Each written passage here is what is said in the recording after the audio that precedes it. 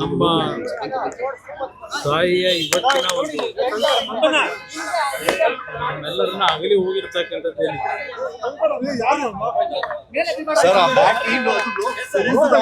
ಮೊದಲಿಂದಲೂ ಅವರ ಒಂದು ಸರಳ ಜೀವನ, ಅತ್ಯಂತ ದೈವ ಭಕ್ತಿಯ ಗುಣಗಳನ್ನು ಏನು ಹೊಂದಿದ್ರು.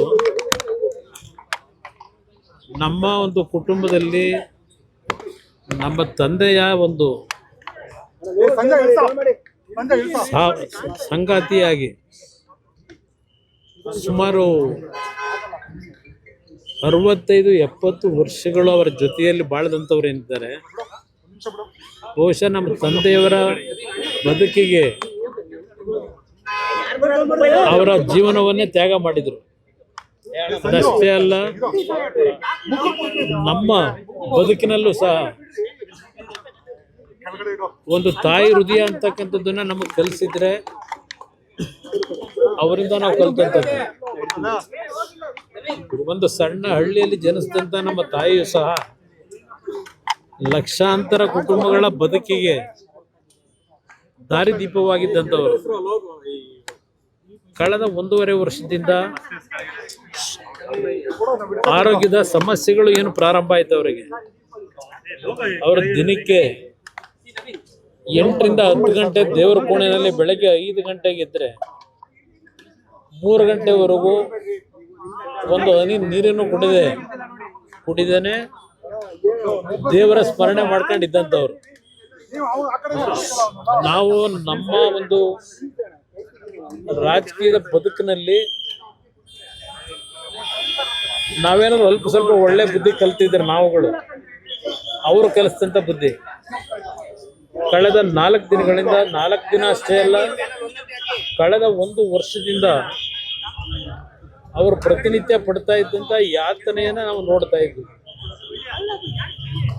ಎಷ್ಟೇ ನಾವು ಬಿಡು ಇಲ್ಲದೆ ಕಾರ್ಯಕ್ರಮಗಳಲ್ಲಿ ಭಾಗವಹಿಸ್ತಾ ಇದ್ರು, ಎಲ್ಲೇ ಇದ್ರು ಅವರ ಸ್ಮರಣೆಯಲ್ಲೇ ನಾವು ಇರ್ತಾ ಇದ್ವು.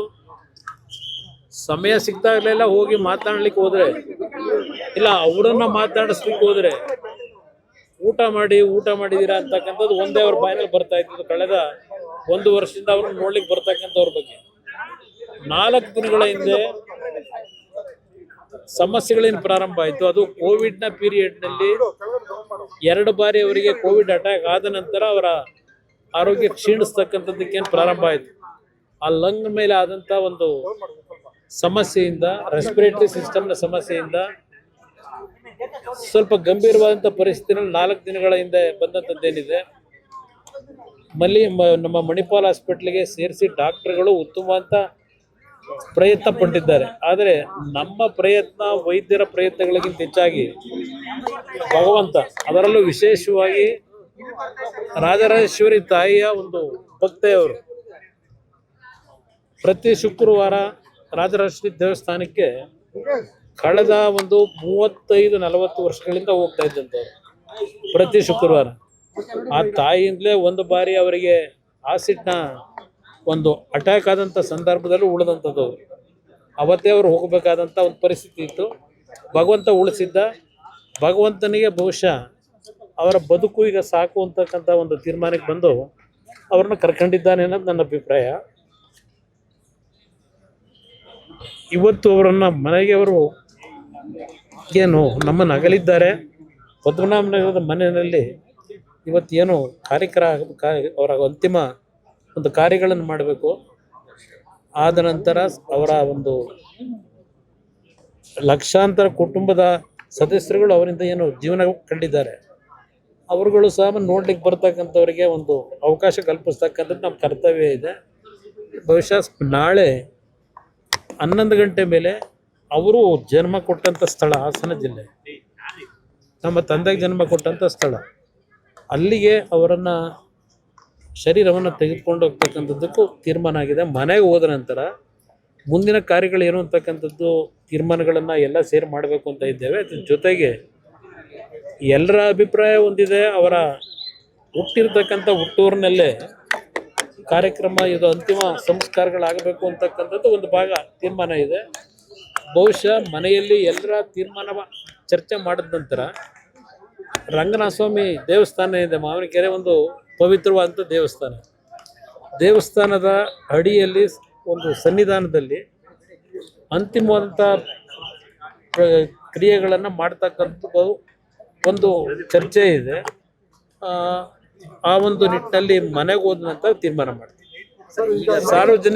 ಸಾರ್ವಜನಿಕ ಅವರನ್ನು ಅಂತಿಮ ದರ್ಶನ ಪಡೀತಕ್ಕಂಥದ್ದಕ್ಕೆ ಪದ್ಮನಾಭನಗರದ ಮನೆಯಲ್ಲಿ ವ್ಯವಸ್ಥೆಗಳನ್ನು ಮಾಡ್ತಾ ಇದ್ದೇವೆ.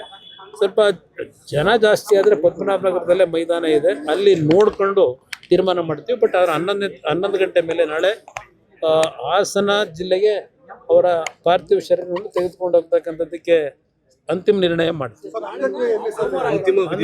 ಅಂತ್ಯಕ್ರಿಯೆ 2-3 ಸ್ಥಳದ ಬಗ್ಗೆ ಸ್ವಲ್ಪ ಚರ್ಚೆಗಳಿದೆ. ಅಂತಿಮವಾಗಿ ನಾವು 4 ಜನ ನಮಗೇನು ಜನ್ಮ ಕೊಟ್ಟಿದ್ದಾರೆ, ನಮ್ಮ ತಾಯಿ 2 ತಂಗಿಯರಿದ್ದಾರೆ, ಅವರೆಲ್ಲರ ಜೊತೆ ಕೂತು ಚರ್ಚೆ ಮಾಡಿ ಬಹುಶಃ ನನ್ನ ಒಂದು ವೈಯಕ್ತಿಕವಾದಂಥ ಅಭಿಪ್ರಾಯ, ಅವರನ್ನು ಬೆಳೆಸಿದಂಥದ್ದು ಯಾವೊಂದು ಹರದನಹಳ್ಳಿ ಗ್ರಾಮದಲ್ಲಿ ಹುಟ್ಟಿದ್ರು, ಅಲ್ಲೇ ಅವರ ಅಂತಿಮ ಅಂತ ನಮ್ಮ ತಾಯಿ ಹುಟ್ಟಿದ್ದು ಪಕ್ಕದ ಮುತ್ತಿಗೆರಹಳ್ಳಿ ಅಂತ ಹೇಳಿ, ಅವರು ಪಾಠ ಕಲ್ತಿದ್ದು, ಶಾಲೆಗಳಿಗೆ ಹೋಗಿದ್ದು ಹಳೆಕೋಟೆ ಅಂತಕ್ಕಂಥ ಮಾವಿನಕೆರೆಯ ರಂಗನಾಥ ಸ್ವಾಮಿಯ ದೇವಸ್ಥಾನ ಏನಿದೆ ಆ ತಪ್ಪಲಿನಲ್ಲಿ ಇರ್ತಕ್ಕಂಥ ಸ್ಥಳದಲ್ಲಿ ಆ ರಂಗನಾಥ ಸ್ವಾಮಿಯ ಸನ್ನಿಧಾನದಲ್ಲೇ ಆ ರಂಗನಾಥ ಸ್ವಾಮಿಯ ಅವರು ಏನು ನಂಬಿಕೆ ಇಟ್ಕೊಂಡಿದ್ರು, ನಮ್ಮ ತಂದೆ ನಮ್ಮ ತಾಯಿ ಇಬ್ಬರು, ಆ ದೇವರ ಸನ್ನಿಧಾನದಲ್ಲೇ ಮತ್ತು ನಮ್ಮ ಹುಟ್ಟೂರು ಶಿವನ ದೇವಸ್ಥಾನ ಏನಿದೆ ಆ ಶಿವನನ್ನು ನಂಬಿ ಬಂದಂಥವ್ರು, ಆ ಒಂದು ಪರಿಸರದಲ್ಲೇ ಆ ಒಂದು ಎಲ್ಲ ರೀತಿಯ ಅಂತ್ಯಕ್ರಿಯೆ ಕಾರ್ಯಗಳಾಗಬೇಕು ಅಂತಕ್ಕಂಥದ್ದು ನಮ್ಮ ಒಂದು ಚರ್ಚೆ ಇದೆ. ಎಲ್ಲರ ಜೊತೆ ಚರ್ಚೆ ಮಾಡಿ ಕುಟುಂಬದಲ್ಲಿ ಒಂದು ರೀತಿಯಲ್ಲಿ ತೀರ್ಮಾನಕ್ಕೆ ಬರ್ತದೆ. ಸೋಮವಾರ ಅಂತ್ಯಕ್ರಿಯೆಯನ್ನು ಸೋಮವಾರ ಇಟ್ಕೊಂಡಿದ್ದೇವೆ. ಸೋಮವಾರ ಸಮಯ ಇನ್ನೂ ನಿಗದಿ ಆಗಿಲ್ಲ. ಆದರೆ ಹಾಸನಕ್ಕೆ ಹೋದ ನಂತರ ಬಹುಶಃ ಹಾಸನದ ಜನತೆ ಅವ್ರ ಬಗ್ಗೆ ಅಭಿಮಾನ ಇಟ್ಟಿರ್ತಕ್ಕಂಥವ್ರು ಸಂಬಂಧಿಕರು ಜಾಸ್ತಿ ಇದ್ದಾರೆ. ಅವರೆಲ್ಲರಿಗೂ ಅಲ್ಲೂ ಸಹ ಅಂತಿಮ ದರ್ಶನಕ್ಕೆ ಅವಕಾಶ ಕಲ್ಪಿಸಬೇಕು. ಅದೆಲ್ಲ ಅಲ್ಲಿಯ ಪರಿಸ್ಥಿತಿಗಳನ್ನು ನೋಡಿ ತೀರ್ಮಾನ ಸೋಮವಾರ ಎಷ್ಟು ಗಂಟೆಗೆ ತೀರ್ಮಾನ ಮಾಡ್ತೀವಿ. Thank you sir.